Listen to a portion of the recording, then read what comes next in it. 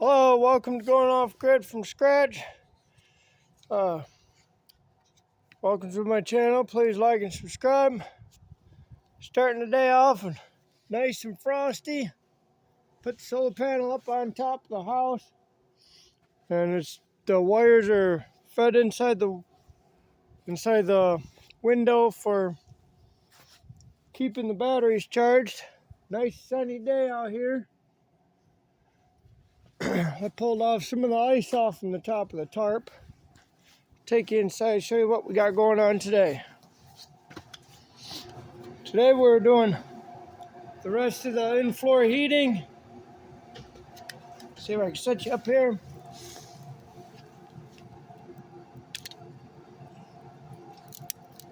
I don't know if it's gonna work. There we go. Open the door to keep the heat in.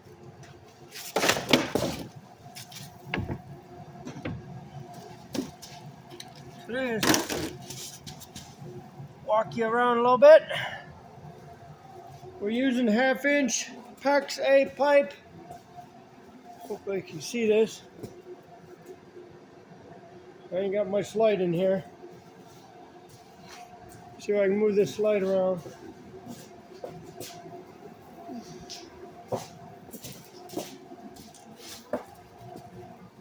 Sit you down. I didn't set this video up properly. But we're doing the in-floor heating today, or the rest of it. Me and Grandpa started that yesterday. And Kerrigan and Leah were out here helping me run chalk lines. We're running the water lines, in-floor heat, radiant heat, 2 feet off the wall. Conserve money. You're not going to sit right up against the wall.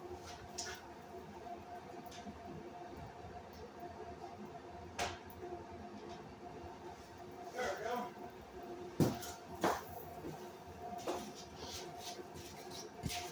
Let's see if I got this.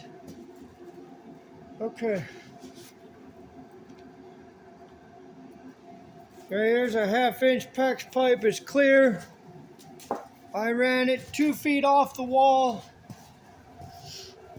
because you're not going to be sitting right up against the wall. We got half of it done. So far we got 250 plus 250. We got 500 feet of PEX tubing. Ran on the floor 1/2-inch PEX A. And we got my water lines running up against the wall. That way I know where they're at. And of course, we're 2 feet off the wall. So when we come in the house in the wintertime and we kick off our shoes, the snow will dry right here. Or the cement will dry up pretty quick because we got all our water lines. I built a box. I dug a trench underneath the house. Hopefully you can see this. I don't know how to turn it around. Sorry. But I built a 12-inch by 16-inch box here. Got my radiant heat pipe coming from the wood boiler down here. You don't have to have them cement directors, or what do you call them things? I don't know what they're called. Them things that keep your pipes in line. Because this is going to be a utility closet. So I'm going to keep this wide open here. I'm just going to pack it full of dirt. Put the sand back in there to support that footing down there. And I just drilled 3/4-inch holes through my block of wood. And I hand stapled all these down. We're using... Oops, lost the paperwork. Malco 2.5-inch multi-barbed foam board staples. They're made in USA. They are a little stubborn to put in, but I put them all in by hand. Just walked around on my hands and knees and stapled them off.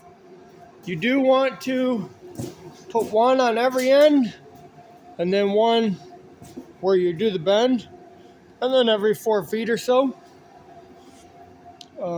Depending on how much of a bend in it, like right here, I could have put one more in there. And I'll have extra staples left over because I had to go out to Menards and buy another bundle of staples. We have all our snacks sitting here. Let me show you the staple. Show you how easy it is to put a staple in if I had one here. Guess I ain't got one. Oh, right here. This is what the staples look like. Sorry for the video. I'm not a very good photographer or videoer. Alright. Let's see if I can... Alright, here's what we got.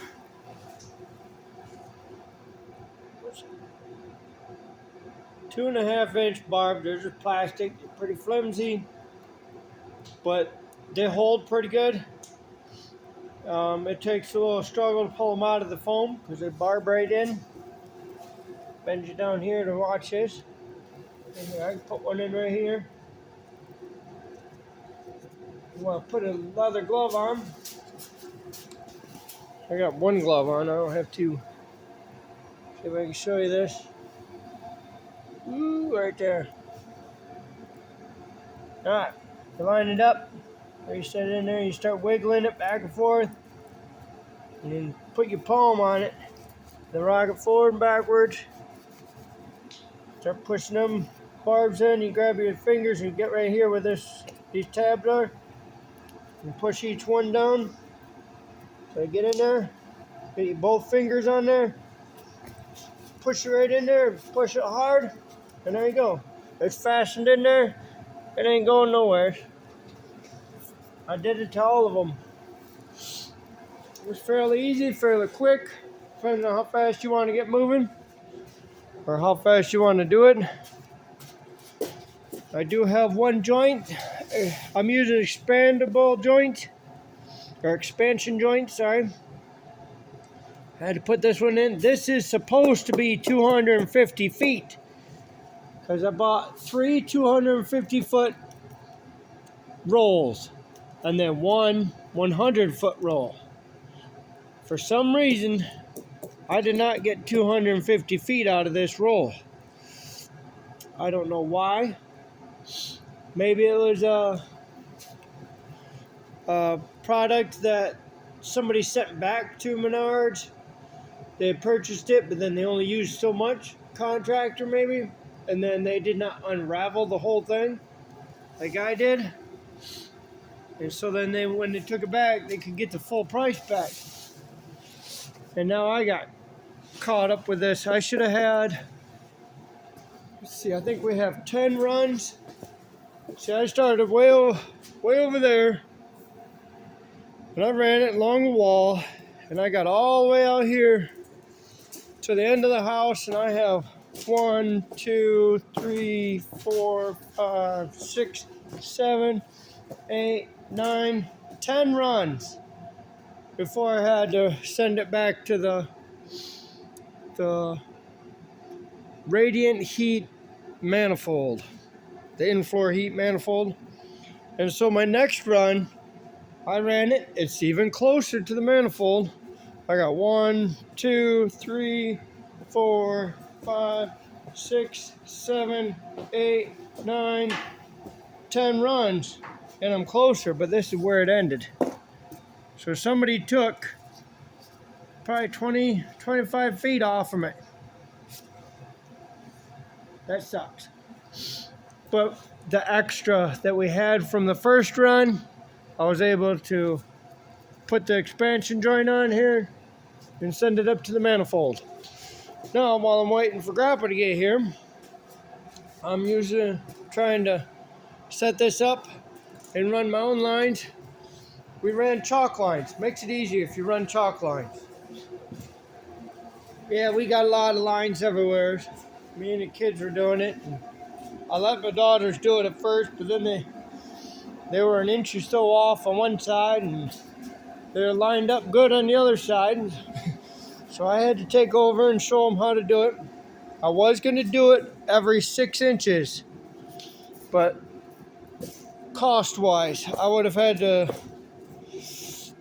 put over 1,000 feet of, well, it's already close to 1,000 feet right now, but every 6 inches, if I would have done it every mark, it would have cost even more. And if I was right up against the walls, and just can't afford that. So we went every foot. And if you can keep that boiler running 140 degrees and you heat this whole cement slab up, and I'm double insulated inside and outside. We got foam on the floor right now, 2-inch foam. We're sitting in almost 50 degrees inside. And I got foam on both sides of my cement wall. So if I'm already 50 degrees and I'm not fully insulated, I'm doing pretty good. And I'm only running off a 35,000 BTU torpedo heater, propane. So I'm pretty sure this will heat right up nicely. Google did say that if you did run this PEX tubing every 6 inches, you will gain 150 BTUs per square foot. And it's like, okay, cool. When I get older, I'm going to really like that. But if I'm double insulated outside the wall, insulated inside the wall, plus my cement floor is insulated, plus I got good windows, and I'm going to insulate my floor upstairs, and I'm going to run PEX tubing up there, this whole house is going to be too hot. We'll be walking around in our underwear. Everything's going so pretty good. We got the wood stove out of here, running off the torpedo. Waiting on Grappa to get here. He ain't made it. Must be slow going. Supposed to be bringing blue up. Here's my manifold. It's simple. We have a temperature gauge going back to the boiler. Here we got a temperature gauge coming from the boiler. And each line I have 7 zones here, because I want 3 zones upstairs and I want 3 zones downstairs. This is I want to say it's a QBST, but I don't know what that is. Come off of Amazon. It's got these I want to say they're blow-off valves. It says 10 bar, 110 Celsius. Let's see what they are. We'll go over here to the thermometer and see what 110 Celsius is. Well, 50 Celsius is 100, just above 120 degrees. I can, I don't have it. I was going to give you guys part numbers, but I don't have them. I did have some paperwork, instructions for this manifold. If I can find them, here they are. Oh, they got wet. Alright. Sounds like torpedo's dying, maybe. Oh, it's just power. I got it all running off a little inverter.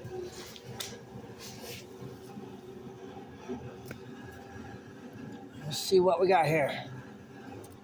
I'm gonna set you up for a second. See if we can. Oh, there it goes. Heater's done. Either gas or electricity went out. We have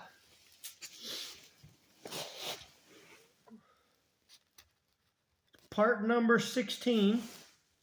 I can do, well, it says I can do 8 loops. They're making 8 loop manifold, but we got the 7 loop because we're going to have 3 downstairs, 3 upstairs, and the cement slab in front of the house is going to be heated eventually. So might as well grab the big manifold, right? Be prepared for it. Later on in life, when I go to put that cement slab in, then I can set this up. I can't read these. It's all in centimeters.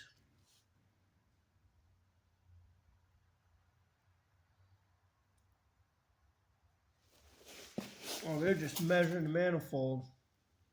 It's 1 inch out, in, 1 inch out. We have blow-off valves. Somebody like to let me know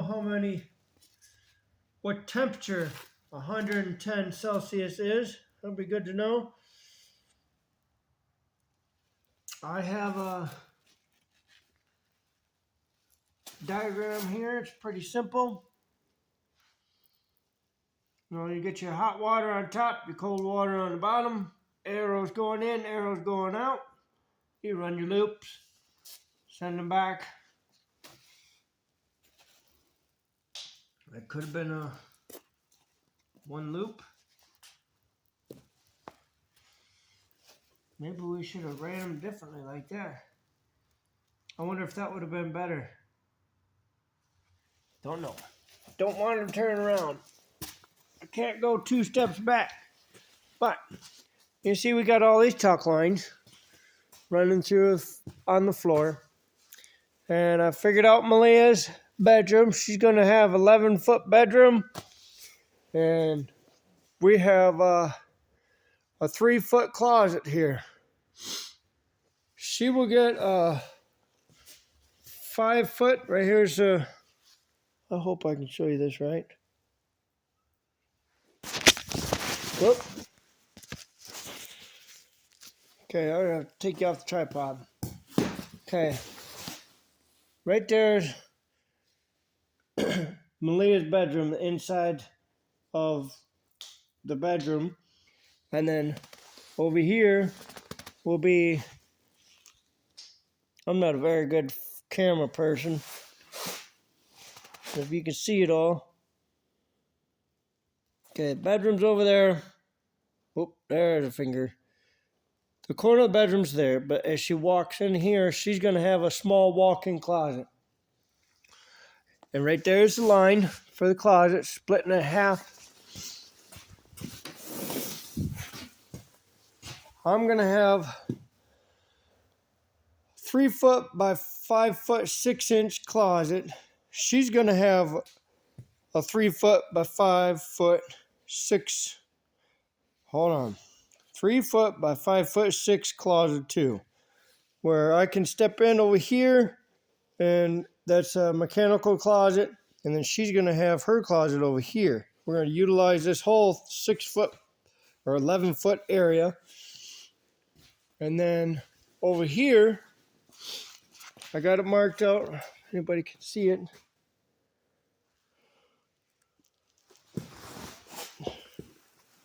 I wish kids were here. There it is. All right, that circle right there, half circle, that marks the end of the end of my heating pipe.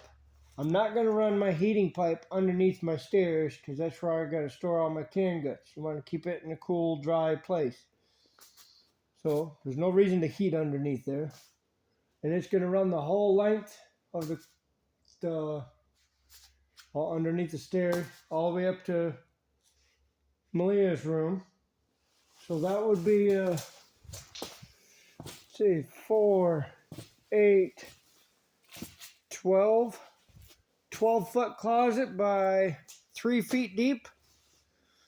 We'll be able to store all our Christmas stuff, Easter, Halloween, Of course, we're gonna maybe have an attic upstairs. And right here's the living room area, game area. It's a pretty big house, but it's kind of small. It'll be simple.